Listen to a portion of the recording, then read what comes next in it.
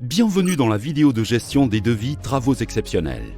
Cette vidéo a pour vocation de mettre en pratique la gestion des devis travaux exceptionnels TE dans ProjiClean. Un TE consiste en une demande ponctuelle effectuée par un prospect ou un client existant. Prenons l'exemple d'une demande d'un client pour une remise en état.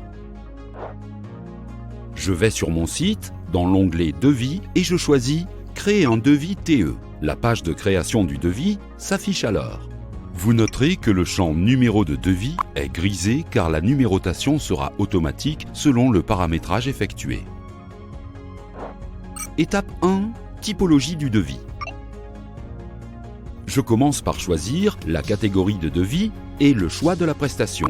Pour rappel, on peut créer dans ProjiClean autant de catégories devis que l'on souhaite. Exemple, grande surface, bureau, école, etc. On pourra alors, si on le souhaite, y associer un modèle de devis différent à imprimer. Pour notre cas, je sélectionne donc la catégorie et la prestation remise en état avec possibilité de modifier l'objet du devis. Exemple, remise en état suite à un dégât des eaux. Étape 2. Information générale du devis. Par la suite, en fonction des informations que j'ai à ma disposition, je vais renseigner les différents champs d'informations liés à mon devis avec date de réponse souhaitée, commandé par, avec le nom de la personne ou du service qui me demande la prestation, référence client s'il y en a une donnée par le client, référence qui pourra apparaître sur la facture finale ensuite, date prévisionnelle de l'intervention et la durée, jour figé, qui me permet d'indiquer que le client souhaite absolument la prestation à cette date précise, période souhaitée d'intervention, si elle m'a été précisée par le client. PV de recette obligatoire me permet de spécifier que le client souhaite un PV de recette avant d'accepter la facturation. BDC signé me permet de signifier que j'ai bien reçu le bon de commande signé et je pourrais alors le mettre en pièce jointe. Le lieu d'intervention est par défaut l'adresse du site. Je peux le modifier dans les cas où le client me demande d'intervenir sur un site qui n'est pas client. Je peux également choisir une autre adresse de facturation si je le souhaite.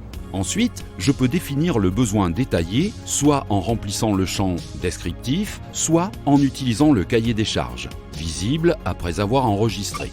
Une fois le devis enregistré, un numéro de devis s'affiche automatiquement. Étape 3. Le cahier des charges, CDC. La définition d'un cahier des charges précis permet de pouvoir générer derrière la fiche de poste détaillée. Je peux, si je le souhaite, remplir le cahier des charges en utilisant les tâches et ou les groupes de tâches. On part du principe que je fais très souvent les mêmes tâches sur une même typologie de site. Donc, pour faciliter la création du cahier des charges de mon devis, je peux ajouter les tâches et les groupes de tâches que j'aurai créés dans mon paramétrage général et associés à ma prestation. Je vais prendre pour cet exemple le groupe de tâches remise en état et l'ajouter en cliquant sur le bouton « Plus ». Une fois ajouté, je peux à la tâche définir la zone, sous-zone, la fréquence et y ajouter des commentaires. Puis, je valide. Étape 4. Définir un coût. Je peux désormais définir les lignes de coût des prestations.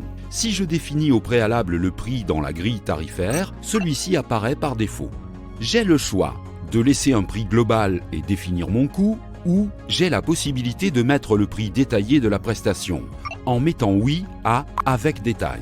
Dans ce cas, je peux ajouter différents types de prestations, des articles, des forfaits, du matériel ou d'autres lignes de facturation. Je peux, si je le souhaite, masquer les détails sur la facture. Dans ce cas, ce qui apparaîtra sur la facture sera le libellé général.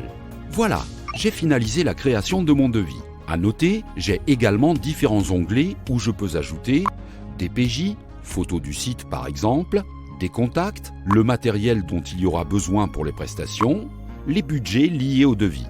Je peux maintenant l'imprimer selon le modèle que j'aurai paramétré. Je retrouve bien toutes les informations relatives à mon devis dans le document et les lignes de coût. D'ici, je peux directement envoyer le devis par mail, au format PDF, avec, par défaut, le corps du mail pré-rempli et le mail du prospect. Pour information, je retrouve tous mes devis dans le menu Commercial Gestion des devis. Je vois bien dans l'écran le devis que je viens de créer. À partir d'ici, je peux l'imprimer, le dupliquer si le client me redemande le même devis plus tard et l'envoyer par mail. Depuis cet écran, je peux aussi le passer directement en TE si le client accepte l'offre. Étape 5. Transformation du devis en TE. Nous allons passer ce devis TE en TE. J'ai une fenêtre qui apparaît pour me demander de confirmer. Je valide et le devis TE se transforme en TE. Je retrouve bien dans mon TE toutes les informations saisies précédemment avec mon plan de facturation déjà généré. Tous les TE sont disponibles dans l'écran « Commercial Gestion TE ». L'exploitation et le RH peuvent alors prendre le relais pour la suite avec toutes les informations nécessaires. Merci d'avoir suivi cette vidéo sur la gestion des devis travaux exceptionnels sur Progiclean.